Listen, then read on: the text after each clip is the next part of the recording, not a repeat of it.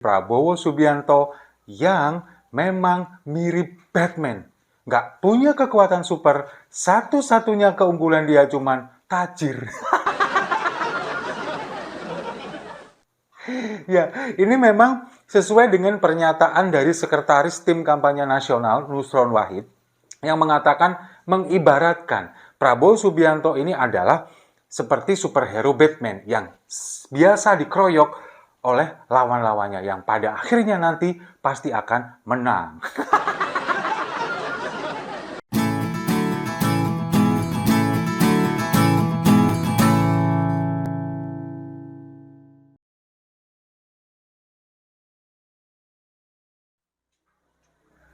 Salam damai untuk Indonesia, berjumpa lagi bersama saya, Papa Dimas.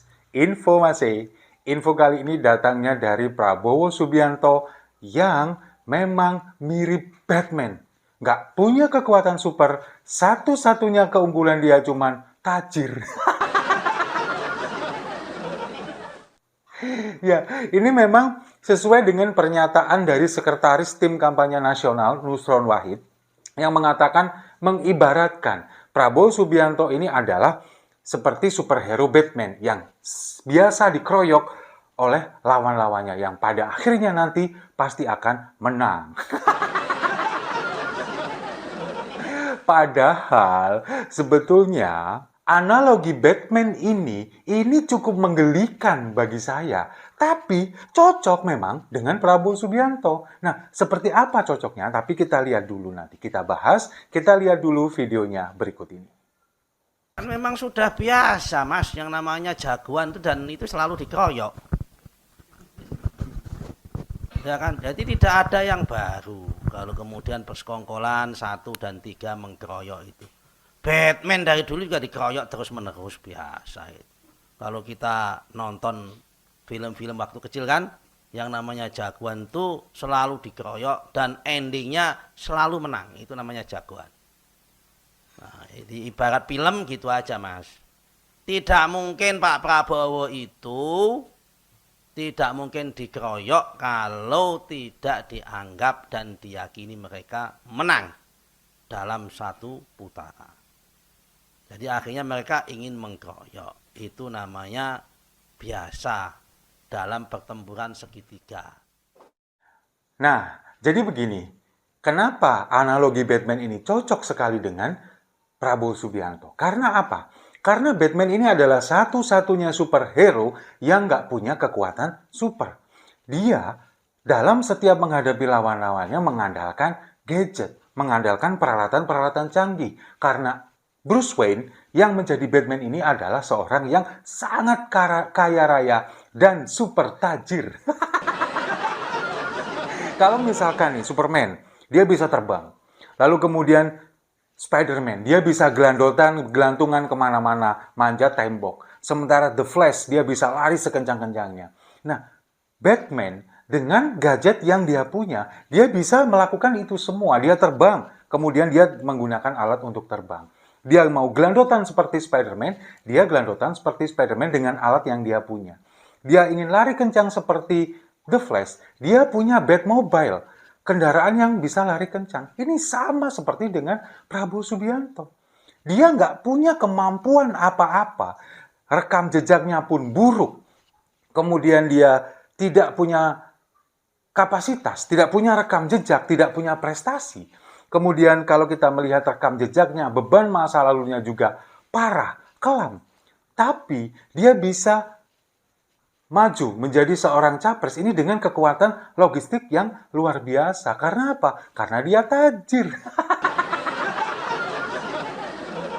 Sekarang bayangkan, ketika dia kalah debat kemarin, kemudian dia bacotnya kemana-mana, tidak gentle, ketika berhadapan dengan lawan kemudian dia seperti mati kutu, nggak bisa ngapa-ngapain, tapi setelah debat dan kalah, dia justru menghina lawan-lawannya. Itu yang dilakukan oleh Prabowo Subianto. Itu kan sifat seorang pecundang.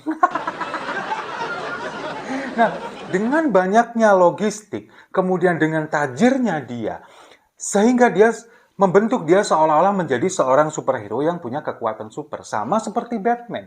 Batman ini kan nggak punya kekuatan, tapi didukung dengan logistik, didukung dengan alat-alat canggih karena dia seorang yang tajir, didukung dengan kostum anti peluru, sehingga dia seolah menjadi superhero yang sangat kuat dan bisa membasmi musuh-musuhnya. Sama seperti Prabowo Subianto, karena dia tidak punya rekam jejak, tidak punya prestasi, bahkan dia tidak menguasai apa yang dia pahami sekarang. Ketika dia menjadi seorang menteri pertahanan, jangankan menguasai, paham saja dengan apa yang dia kerjakan, dia enggak. Buktinya kemarin dia kalah di debat yang seharusnya dia menguasai dengan tema debat tentang pertahanan dan keamanan. Tapi dengan kekuatan logistik dia seolah-olah diunggulkan, kemudian dia seolah-olah di branding sebagai seorang yang punya prestasi dengan kekuatan logistik. Yang pertama, buzzer-buzzernya. Kemudian dengan kekuatan dia membayar buzzer-buzzer, dia di branding seolah-olah seorang yang gemoy. Kemudian membranding dirinya dengan baliho menggunakan AI untuk menutupi kekurangannya di faktor usia. Kemudian dia bisa membranding beberapa media sosial, kemudian media mainstream, dan yang lebih penting lagi dia bagaimana jajanin lembaga survei untuk memenangkan dia. Itu kan yang dia lakukan. Jadi dengan kekuatan logistik, dengan tajirnya dia bisa melakukan itu semua. Sama seperti Batman yang seolah-olah punya kekuatan padahal hanya mengandalkan logistik. Sama seperti Prabowo Subianto. Jadi, analogi yang disampaikan oleh Nusron Wahid ini sudah sangat tepat. Nah, lagi pula ngomongin masalah keroyok-mengkeroyok, sebetulnya bukan Prabowo yang dikeroyok oleh Anies dan juga Ganjar. Sebetulnya Prabowo inilah yang mengeroyok kita semua. Buktinya apa? Dengan koalisi gemuk, dengan koalisi partai-partai besar, Golkar dengan Erlangga Hartartonya, lalu kemudian PAN dengan Zulkifli Hasannya, Demokrat dengan AHY dan SBY-nya, lalu dengan dukungan beberapa partai kecil. Ini kan sangat mengeroyok Pak Ganjar dan juga Pak Anies dengan koalisi partai kecil-kecilnya. Belum lagi dukungan dari Pak Lurah yang begitu masif dengan bansosnya, kemudian dengan alat negara yang digunakan, intimidasi, intervensi. Lalu kemudian ada pengerahan aparat baik sipil maupun TNI Polri untuk memenangkan paslon ini. Ini kan sangat mengeroyok kita semua, tapi hasilnya tetap aja keok. Jadi itulah, meskipun ketika dia kemudian menggunakan logistik yang sangat besar, sangat luar biasa, nggak jaminan dia akan menjadi pemenang seperti Batman di film-film itu. Setuju ya? Kalau setuju, mari kita minum kopinya sama-sama untuk capres yang nggak punya kemampuan, hanya mengandalkan ketajiran. Saya rasa itu. Terima kasih sudah menyimak. Jangan lupa like, komen, dan subscribe. Sampai jumpa di video-video saya selanjutnya. Diajak debat publik, nunggunya debat resmi. Giliran debat resmi, kalah mewek.